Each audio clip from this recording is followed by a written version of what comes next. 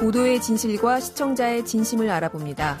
YTN 뉴스 FM 열린 라디오 YTN, 저는 프로듀서 김양원입니다. 오늘까지 이루어진 21대 총선 사전투표 참여하셨습니까? 어제 오늘 사전투표소엔 생각보다 많은 분들이 찾았다고 하던데요. 잠시 후 미디어 비평에서는 총선 선거 보도와 이번 선거에서 나온 미디어 관련 공약들 점검해 볼 텐데요.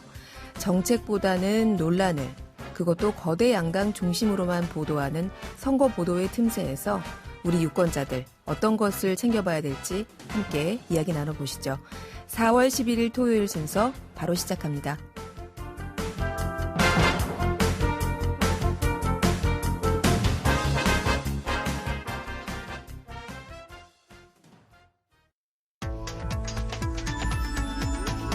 미디어가 전하는 이슈에 대한 다양한 분석과 팩트체크까지 바로 보고 뒤집어 보고 꼭꼭 씹어보기 위한 미디어 비평 프로그램 열린 라디오 YTN. 네, 한 주간 뉴스를 꼭꼭 씹어보는 시간 미디어 비평입니다. 오늘은 조수진 국민대 겸임교수 나오셨습니다. 안녕하세요. 네, 안녕하세요. 네, 이제 총선이 나흘 앞으로, 오늘 하루 다 갔으니까 이제 사흘 남았는데요. 네. 오늘까지 사전투표였는데 교수님 혹시 투표하셨어요? 저는 선거날 하려고요. 네, 더 꼼꼼히 보시고 선거날 네. 하시겠답니다. 네. 네, 저희가 이번 선거를 앞두고 계속 저희 프로그램에서도 분석을 했지만 코로나19로 인해서 선거 보도가 양이 좀 적었고요. 네, 많이 줄었죠. 네, 그나마 선거를 한두 주 앞두고 나오는 기사들도 뭐 스케치라던가 아니면 연성화된 코너에서 다룬다는 지적이 좀 있었어요. 네. 어떻습니까? 이제 우리가 보통 뉴스 가치를요, 시의성, 근접성, 저명성, 영향성, 인간적인 흥미 이렇게 5가지로 이야기를 하고요. 네. 또 뉴스를 다루는 차원을 2가지로 나누거든요. 근데 이제 지금 말씀하신 연성 뉴스, 또 경성 뉴스, 이게 이제 심리적인 어떤 보상 차원으로 나누는 겁니다. 그러니까 연성 뉴스 같은 경우는 즉각적인 보상. 그러니까 뉴스 가치 중에서 아까 말씀드린 가치 중에서 인간적인 흥미에 해당하는 것들을 말하는 거거든요. 흥미를 많이 느끼게 하는 거. 네. 그러니까 이제 즉각적으로 봤을 때 이해가 되고 쉽고 네. 이런 것들을 말하는 거죠. 반대로 경성 뉴스는 지연된 보상이라고 이렇게 우리가 얘기를 하거든요. 네. 근데 이제 이번 총선 보도가 정책적인 이슈보다는 이렇게 가십성, 흥미 위주의 연성화된 기사들이 역시나 많았다는 겁니다. 그런데 이제 미디어 환경이 굉장히 많이 변했잖아요. 네. 이렇게 변하면서 뉴스 가치도 변화하게 되는데요. 그중에서 이제 연성화 문제가 많아진다는 게 있습니다. 특별히 정치 선거 보도에서의 연성화 문제가 심각해지는 상황인데요. 특히 이제 선거에서는 이게 경마 저널리즘 형태로 나타납니다. 언론이 소재 자체의 속성과는 무관한 방식으로 이슈에 접근해서 그 사건의 뉴스 가치를 바꿔놓는 것을 말하는 건데요. 그동안 선거 보도에서 언론의 역할에 대해 연구한 논문들에도 이렇게 살펴보면 선거 보도에서 언론이 정론보다는 상업주의적인 태도를 취해왔다라고 분석하고 있습니다. 그러니까 정치 보도의 문제점을 극단적으로 드러내는 게 선거 보도가 되는 거죠. 네. 뉴스가 그저 연성화되는구나, 흥미 위주로 보도를 하는구나, 네. 이렇게만 느꼈는데 이렇게 연성화되는 것뿐만 아니라 뉴스 가치를 바꿔버린다. 네. 생각보다 영향이 크네요. 그렇습니다. 네. 이런 경마 저널리즘 구체적으로 어떤 식으로 나타나는가요? 일단 그 선거 보도의 정책에 관련된 내용이 빠지고요. 네. 정책보다는 인물, 그다음에 선거 판세 등의 흥미 위주의 보도로 나타납니다. 여론조사를 인용해서 판세를 분석한다거나 결과를 예측하는, 그러니까 최근에 돗자리 저널리즘 이런 돗자리 용어 피는 형식으로 예측한다 해가지고 이런 용어를 쓰시는 분도 있더라고요. 요즘에 저널리즘 앞에 뭔가를 붙여갖고 막 얘기를 하는 경우들이 좀 많아졌잖아요. 네. 네. 그리고 또 거대 양당 구도 경쟁으로 몰고 간다든지 또 언론이 오히려 나서서 노골적으로 특정 후보에 이제 스토리를 부과해서 띄워주는 보도를 한다든지 백화점처럼 이렇게 나열식으로 막 해서 보도를 한다든지 이런 것들. 그러니까 그때그때 현상의 의미를 명확하게 짚어주고 분석을 해야 되는데 그런 것들이 빠진 거죠. 그 청주대 이효성 교수가 지난 18대 총선 보도 패턴을 연구한 내용이 있습니다. 이제 거기에서는 폭로 저널리즘의 행태를 비판을 했는데요. 폭로전, 네거티브 전략, 이거 선거 때마다 있어 왔는데, 이번 선거에도 나타나죠. 모 후보의 교수 시절 강의 평가를 이야기한다던가 폭력성 그 막말을 하기도 하고요. 네. 심지어는 TV 토론회에서도 그런 일이 있었죠. 또 같은 당 경선에서 떨어진 후보가 당선된 후보를 고발하기도 했고요. 그렇군요. 뭐 엊그제부터 선거 여론조사 공표가 금지가 됐는데 그 이전에 나온 여론조사 결과들을 보면 보통 이렇게 1, 2위. 네. 네. 주요 후보 중심으로 소개하고 그치는 경우가 많아요. 네. 또 이른바 뭐 우리 지역구도 아닌데 스타 정치인들 중심으로만 여론조사 그렇습니까? 결과가 보도가 되기도 하고요. 네. 이게 이제 선두마차 이론이라는 게 있습니다. 보통 밴드웨건 효과라고 하는데요. 네. 그 어떤 후보가 여론조사에서 앞선다라고 이렇게 보도가 되면 그 후보는 다음 조사에서도 유리한 입장에 놓이게 된다는 겁니다. 그러니까 유권자들이 잠재적으로 자신의 표가 사표가 되는 걸 꺼리는 경향이 있거든요. 그래서 우세한 후보에게 표를 던지려는 경향이 있기 때문이라고 하는데요. 이런 효과가 있기 때문에 여론조사를 인용할 때는 좀 신중하게 해야 됩니다.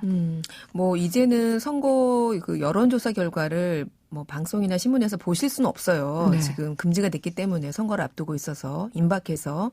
하지만 이렇게 선거 관련 여론조사를 보실 때도 이걸 통해서 1등 후보, 선두 후보에게만 유리한 것은 아닌지 우리 유권자들이 한 번 더 생각을 해봐야겠군요. 네. 이게 사람들의 기억 속에 또 남거든요. 그렇죠. 그래서 선택의 순간에 그게 결정할 때 이제 그게 떠오르는 나도 모르게 네. 들어봤던 후보에게 찍어주는. 네, 그 이제 네. 점화이론이라고 하는데 이제 그런 효과들이 또 나타나거든요. 네. 그래서 좀 신중해야 하는 거죠. 네. 그래서 여론조사 결과를 활용할 때도 보도의 기본 원칙을 지켰는가 요거를 살펴봐야 되는데 예를 들면 뭐 대부분 판세 분석 혹은 뭐 여론조사에 의하면 이런 식으로 출처를 밝히지 않은 네. 여론조사 인용하는 식이 많았다는 겁니다. 그다음에 신뢰도, 오차범위 이런 것들은 보도에서 오차범위가 무슨 뜻인지 보도 내용에 녹여서 정확히 보도하는 게 중요하거든요. 근데 이제 이런 것들이 조금 문제가 됐었다라는 거고요. 실제로 그 4년 전이죠.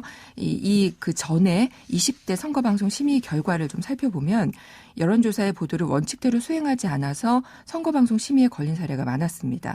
방송통신심의위원회의 지난 20대 선거 심의 내용 결과에 보면은요. 여론조사의 결과를 보도 시 지켜야 할 조사기관, 의뢰기관, 조사대상, 조사기간, 또 조사 방법, 응답률, 질문 내용, 오차 한계 등을 고지하라라고 되어 있거든요. 네. 근데 이제 이걸 지키지 않아서 제재 조치된 경우가 많았고요. 또 다른 경우에는 그 품위 유지에 관한 것들, 뭐 불쾌감을 주는 언어를 사용했다던가 비속어를 사용했던 거 이런 것들이 있었는데 이런 것들이 이제 심의에 걸린 내용들이 많더라고요. 네. 네, 사실 뭐 이번 21대 선거에서도 막말이 조금 문제가 많이 되고 있죠. 그랬죠. 네. 또 이제 재밌는 것들이 있었는데 뉴스간이 연애 프로그램에서 뭐 누구누구 결혼의 비하인드를 얘기하는 이렇게 소개를 하는데 남편이 그 후보자인 거예요. 네. 누구라고 하면 다 알 텐데. 네. 그래서 이제 그분의 얼굴이 노출됐다거나 또 여행 프로그램이 있었는데 후보자의 얼굴이 노출이 됐는데 이 심의에 걸렸는데 그 방송사의 주장은 소수 정당 후보여서 얼굴을 몰랐다. 뭐 이런 식으로 하는 내용도 의문의 있었습니다. 일패인데요. 네. 그래서 지난 선거에서 전체 심의 의결 현황을 보면 총 88건이거든요. 네. 이제 지상파가 20건이고요. 종편이 58건으로 종편이 훨씬 더 많습니다. 이번 선거가 끝난 후에도 또 비교를 해봐야 할 텐데요. 뭐 양상은 비슷하게 나타날지 않을까? 좀 그런 생각이 듭니다. 그러게요. 자, 이번에는 이번 총선에서 발표된 각 정당별 미디어 관련 공약들을 좀 살펴볼까 해요. 네. 또 저희가 미디어 비평 코너 아니겠습니까? 그렇습니다. 네.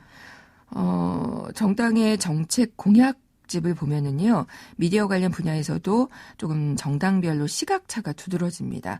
더불어민주당과 미래통합당은 미디어 관련 정부 조직의 변화에는 인식을 같이 하는데요. 근데 이제 방향이 조금 다릅니다. 네. 더불어민주당은 방송미디어 산업 진흥에 중점을 두고 미디어 콘텐츠 진흥을 위한 전담부서 일원화를 제시를 했습니다.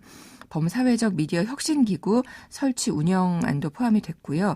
근데 이제 미래통합당은 방송통신심의위원회를 폐지하고 뉴미디어위원회를 신설하겠다고 밝히면서 그 뉴미디어회는 방송 사업자 허가 재승인 업무만 맡기고 현재 그 방심위의 핵심 역할인 방송통신심의 기능은 없애거나 대폭 축소하겠다라는 입장을 내놨습니다. 네. 정의당은 미디어 개혁과 소수자에 주목한 공약을 마련을 했는데요.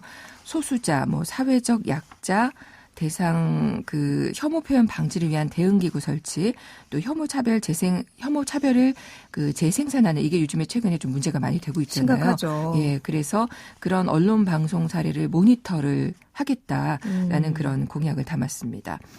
그다음에 열린민주당은 언론 개혁을 조금 전면에 내세우고 악의적인 허위 보도에 대해서 고액의 배상금을 물리는 징벌적 손해배상 제도를 도입하겠다라고 밝히면서 이와 함께 언론 소비자 보호원 신설, 또 종합 편성 채널의 막말, 편파 방송 규제, 오보 방지법 제정 등을 내놨습니다. 네. 혐오 차별을 재생산하는 언론 방송 사례를 모니터링하겠다. 그런 네. 사업을 지원하겠다. 또 오보 방지법을 만들겠다. 이런 거는 좀 의미가 있지 않나. 또 네, 근데 워낙 이제 심각하니까요. 의미는 있는데 이제 오보에 대한 어떤 정확한 기준 이런 게 없어서 조금 공격을 받기도 했죠. 이번에. 그랬군요. 네. 네. 자, 그러면 이전 선거 때는 항상 이게 나왔었는데 지금 네. 말씀해 주신 공약에 빠져 있는 것 같긴 한데요. 네. 공영방송 관련해서 각각의 이해에 따라서 좀 보는 시각이 다르잖아요. 그렇습니다. 공영방송 관련 논란은 이번 공약이 좀 어떻게 담아졌나요? 네. 지난 8일에 한국기자협회가 보도를 했는데요. 지난 정부에서 더불어민주당이 외쳤던 공영방송 정상화 구호는 이번에는 미래통합당에서 나왔습니다. 네. 또 미래통합당은 공영방송 지배 구조 문제가 개선되지 않으면 방송의 독립성, 중립성, 공정성을 담보할 수 없다라고 하면서 박홍근 더불어민주당 의원, 그러니까 이전 여당 의원이 2016년 발의했던 공영방송 지배구조 개선안을 이렇게 제시를 했는데요. 그러니까 이전 선거 때와 전 방대가 된 거죠. 네. 또 민생당도 공영방송 이사회의 균형 있는 구성을 제안하기도 했습니다. 이게 방송의 독립성 얘기죠, 결국. 그렇죠. 이 공영방송 사장이 결국에는 이제 그 정권이 누가 잡냐에 따라서 달라지는 문제점. 네. 그렇게 따라서 방송도 친정부적으로 변하는 이런 부분들이 계속 문제가 되면서 공영방송 관련된 것들 지배구조를 어떻게 할 것인가에 대한 논란이 계속 있었는데 네. 말씀 들어보니까 좀 방송의 독립성이 집권 세력이 누구냐에 따라 그렇죠. 주장하는 측이 좀 달라지네요. 네, 그렇습니다. 네. 근데 이렇게 이번에 열심히 공약집을 내놓고도 과연 이게 얼마나 실현되는가 이것도 중요하지 않을까요? 네, 지난 9일 KBS 뉴스에서 지난 20대 선거 공약 이행률을 보도를 했거든요. 이전 선거 때. 이전 선거에 네. 이 이행을 얼마나 했느냐. 네. 근데 정당 대부분이 10대 핵심 공약 이행률이 모두 20% 미만이었습니다. 진짜 빌공짜의 공약인가요? 네. 또 문제가 되는 게 이행 시도도 하지 않은 공약도 많았는데 이제 여러 가지 또 상황이 있어요. 인터뷰를 했더라고요. 네. 근데 이제 이게 국회에서 발의가 되려면 상대방이 막으면 또 안 되고 이런 것도 있고 소수 정당은 또 기준이 안 돼서 안 되는 것도 있고 여러 가지 문제들이 있긴 했지만 네. 그래도 시도조차 하지 않은 공약도 참 많았거든요. 그래서 지속적인 모니터가 중요한 겁니다. 여론조사도 인물 중심의 지지도 선호도 이런 거 말고요. 정책 공약에 대한 지지도 실시가 필요하겠다는 생각도 들고요. 그다음에 이제 그동안 언론 보도가 사실 유권자들이 정책에 관심을 갖도록 방향 제시를 못 해온 것은 사실이거든요. 네. 그래서 앞으로는 선거 시점에서의 보도와 공약이 이행되는 과정, 그다음에 결과에 대한 평가까지 일련의 과정을 국민에게 알리려는 노력이 필요할 겁니다. 네. 이번에도 사실 코로나19라는 사회적 재난 때문에 선거가 많이 관심을 받지 못했잖아요. 네. 그래서 좀 걱정은 됩니다만 남은 주말이 있습니다, 여러분. 남은 주말과 휴일 동안 각 집에 배달된 선거 공보 꼼꼼하게 챙겨보시고요. 말씀하신 대로 정당과 인물도 중요하지만 어떤 정책을 갖고 나왔는지도 한번 챙겨보시기 바랍니다. 오늘 말씀 잘 들었습니다. 네, 감사합니다. 네, 지금까지 조수진 국민대 겸임교수였습니다. 열린 라디오 YTN에서는 시청자 여러분의 목소리를 듣습니다. YTN 뉴스 FM에 대한 다양한 의견과 애정어린 비판을 직접 달려가서 들어보는 열린 마이크.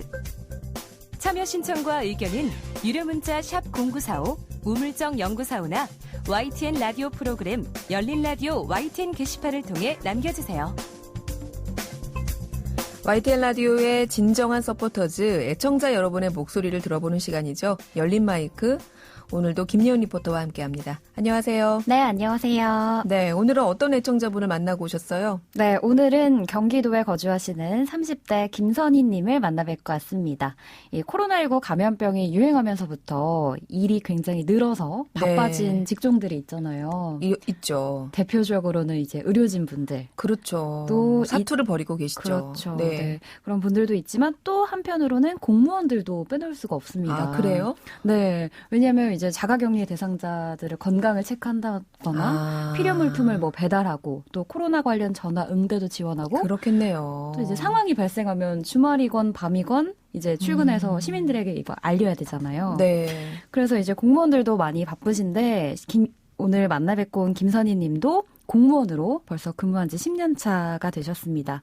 이 코로나로부터 국민 건강을 지키고자 바쁜 행정 업무를 보시면서 하루하루를 보내고 계셨는데요. 먼저 김선희 님 소개 들어보시죠. 저는 YTN 애청자 김선입니다. 시청에서 공무원으로 일한 지 이제 10년 정도 됐고요. 홍보 쪽 업무를 맡아서 하고 있습니다.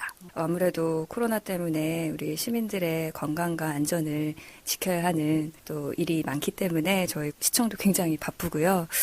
그만큼 모두 다 힘들기 때문에 코로나가 빨리 종식되었으면 좋겠습니다.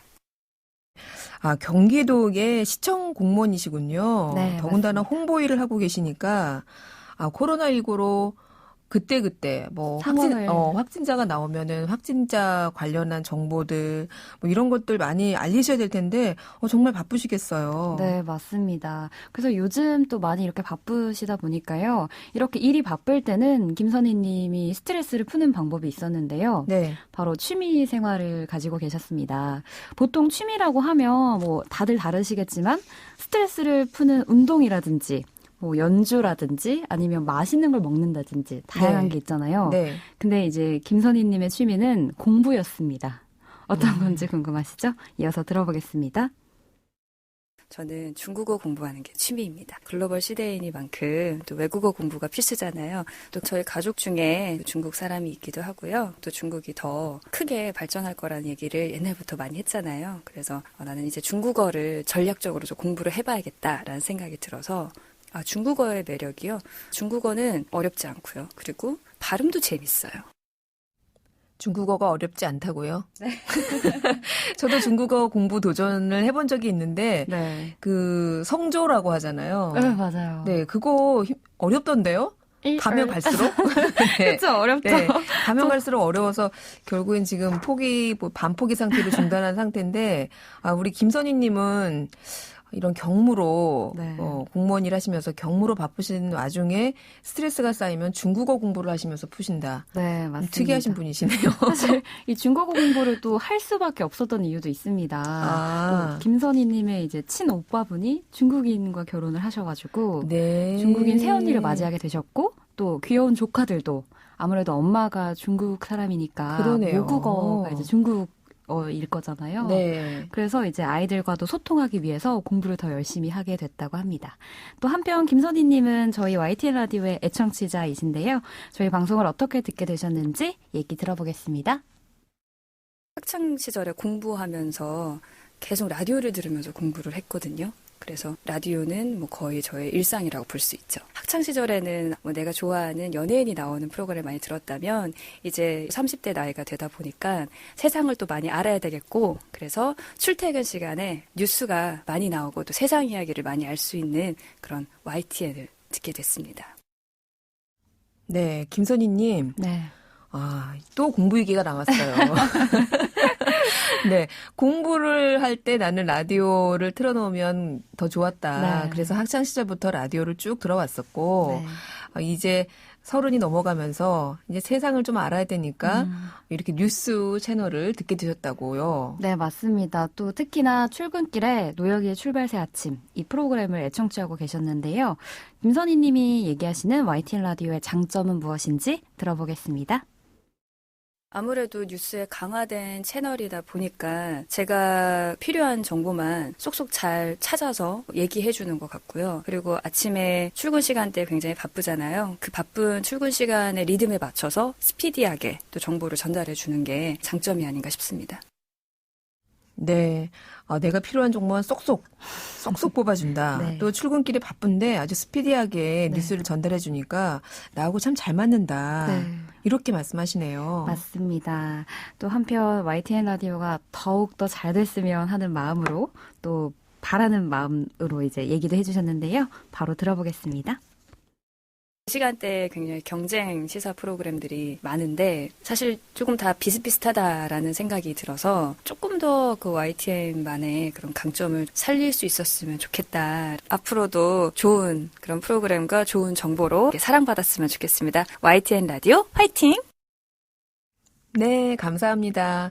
그쵸. 이 라디오를 보통 대부분 이제 출근길에 많이 들으시다 보니까 가장 많은 청취자분이 듣기도 하고 또 그렇다 보니까 경쟁도 치열한데 다 비슷비슷하다. 네. 그래서 YTN만의 좀 강점을 살리는 그런 시사 프로를 해보면 어떻겠니? 라고 네 바라는 점을 말씀해 주셨는데 맞는 말씀이시네요. 저희가 4월 27일 본개편을 앞두고 있거든요. 개편 때 좀 더 새로워지고 이런 바라는 마음들을 잘 모아서 완성해가는 그런 본개편으로 한번 만들어 보겠습니다. 오늘 말씀 잘 들었고요. 김미연 리포터도 오늘 고맙습니다. 네, 감사합니다.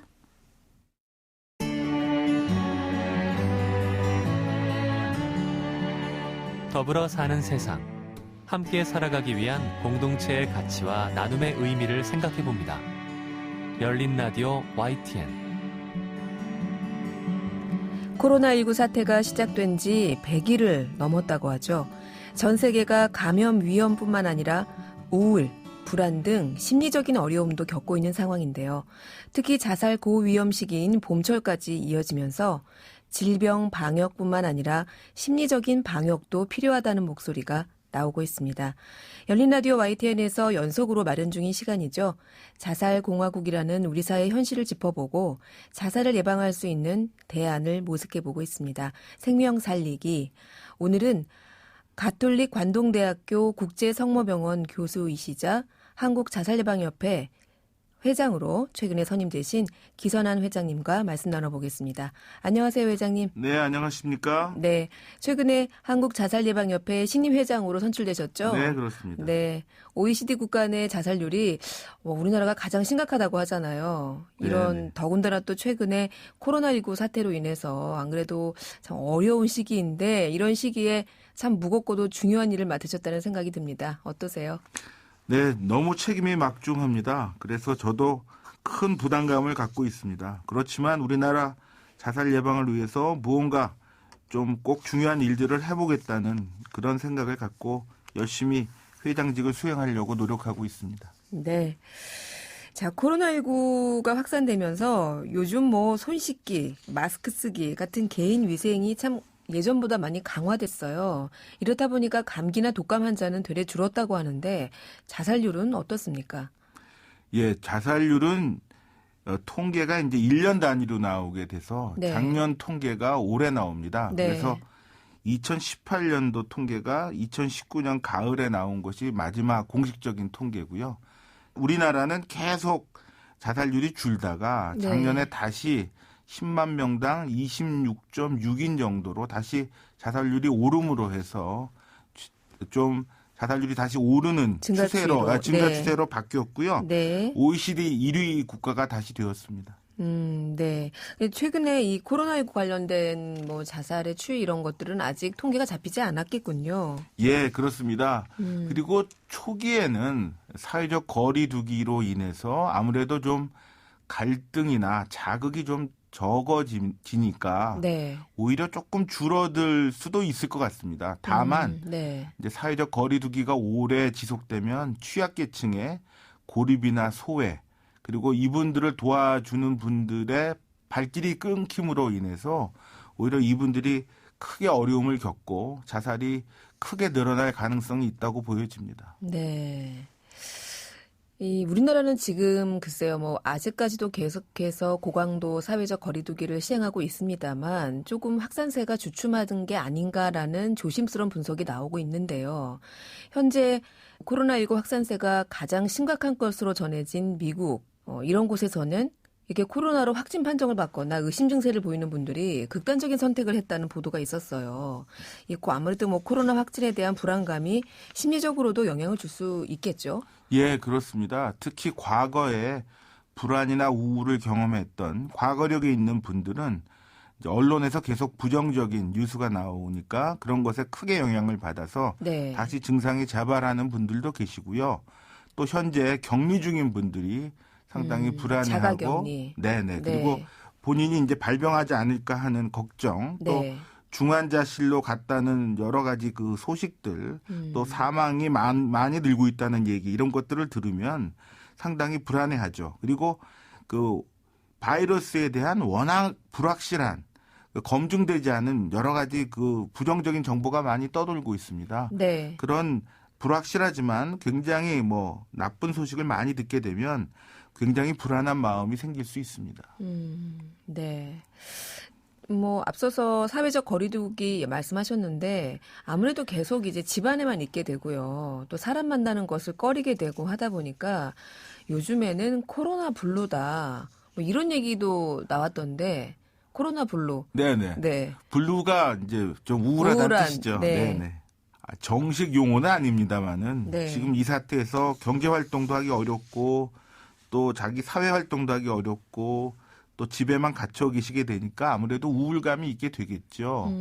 그래서 이제 좀 정확한 정보에 접근을 하셔서 그 불확실한 정보로 인해서 좀 혼란스럽지 않게 하시고 그다음에 본인이 하셔야 될 일상생활은 유지하시는 게 좋습니다. 네. 그래서 아침에 일어나고 그다음에 새끼 꼬박 드시고 중간중간에 운동도 하고 정해진 시간에 주무시고 이렇게 해서 자기의 생활, 일상생활의 어떤 항상 해야 되는 것들은 좀 지켜주시는 게 좋겠고요.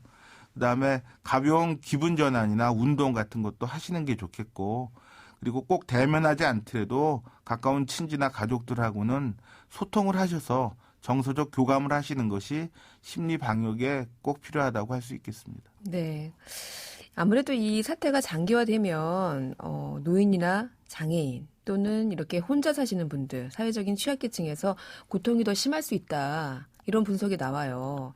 아무 심리적인 방역에서도 좀 우려되는 점이 있지 않겠어요? 예, 그렇습니다. 일단 하루 벌어 하루 먹는 분들이 꽤 많이 계시거든요. 네. 이제 그런 분들이 정말 이제 앞으로 먹고 사는 것도 힘들겠다고 생각이 되시면 큰 절망감에 빠지실 것이고 그런 절망감을 이기기 위해서 지금 뭐 밖에 나가서 이렇게 사람들 만나고 뭐 교류하고 이럴 수도 없으니까 혼자서 뭐 소주 사다 드실 거고요. 그러면 네.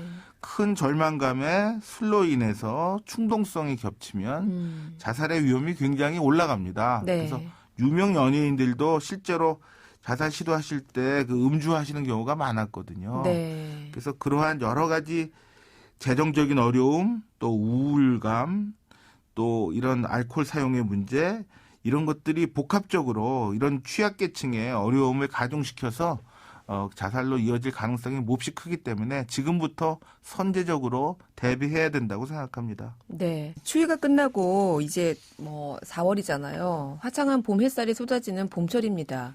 이럴 때 자살률이 높아진다라는 통계를 봤는데요.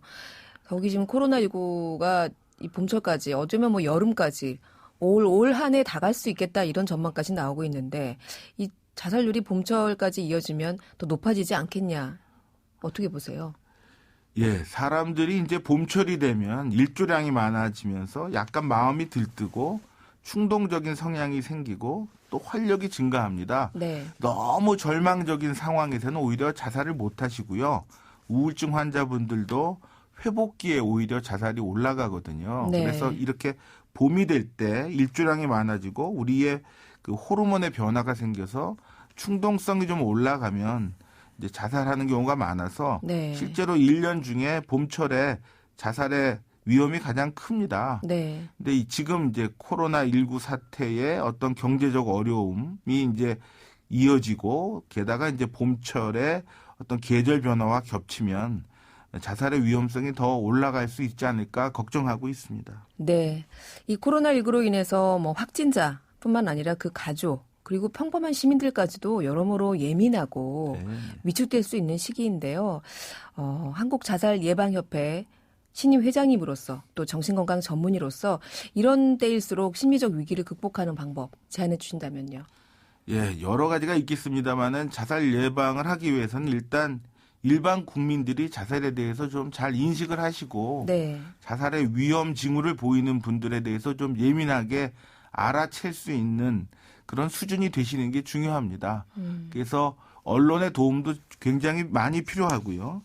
또 할 수 있는 것들, 고위험자에 대한 어떤 개입 이런 것들은 해야 됩니다. 예를 들면 자살을 시도하신 분이나 유가족에 대한 철저한 사후 관리, 또 우울증 환자에 대해서 치료 접근성을 올리는 것, 또 노인 환자 중에 특히 통증이 심하시고 만성적인 신체 질환을 갖고 계신 분들에 대한 어떤 체계적인 관리, 그리고 우리 사회가 좀 믿고 신뢰하고 공감할 수 있는 그러한 사회가 될 수 있도록 서로 같이 노력하는 어떤 태도, 이런 것들이 모두 필요하거든요. 그래서 네. 제가 신임 회장으로서 할 수 있는 것들을, 그리고 또 현실적으로 검증된 그런 여러 가지 치료 방법들이나 체계적인 관리 방법들을 총동원해서 우리나라 자살 예방이 될 수 있도록 최선의 노력을 다해 보겠습니다. 네.